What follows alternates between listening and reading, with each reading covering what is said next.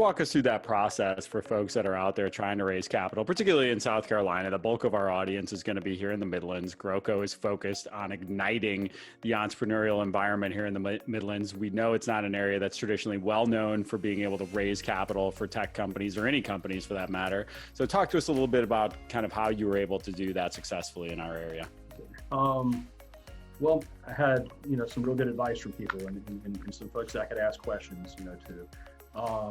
Fundraising, at least of the kind, that we did. So let me back up. A lot of people are very familiar with the concept of starting a little corporation, like an LLC. Maybe it's a bar, maybe it's a restaurant.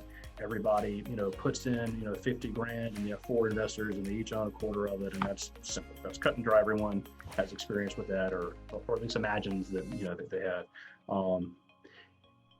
The way that we did it was, slightly different. We actually, created shares and sold shares and had a valuation and, issued stock every time, that we did. It was a little more, formal of a process, but it was kind of building things up so that it would, give us options in the future. So then every subsequent round, there's dilution to the current shareholders and everything else. And so that was a learning process for me. I'll admit that. I mean, how do you really calculate those things? What do those things look like?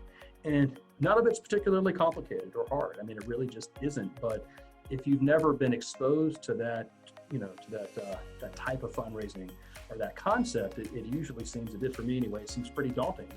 There are a lot of things you have to get past to understand how you actually issue shares, how you are in compliance with the SEC, what paperwork has to be signed and the order in which it must be signed, and things like that. I mean, are exceptionally important, because if you do those things, the wrong way, you kind of set yourself up for failure if you kind of pigeonhole yourself.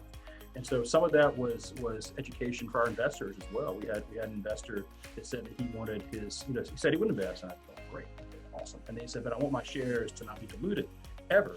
And then it was kind of like, you can't do that. That will guarantee you that, no one else ever invests, basically, because they'll be funding your portion of it. And so I had to kind of explain, some of those concepts even to some folks that were very successful in business.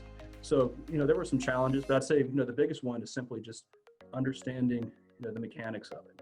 How do you issue shares? How do you compute a share value? How do you understand how many shares to issue after you figured out what your pre-money valuation is, et cetera, et cetera. And again, it's all 6th grade math. There's nothing crazy there. It's just, how do you actually do it and think about it?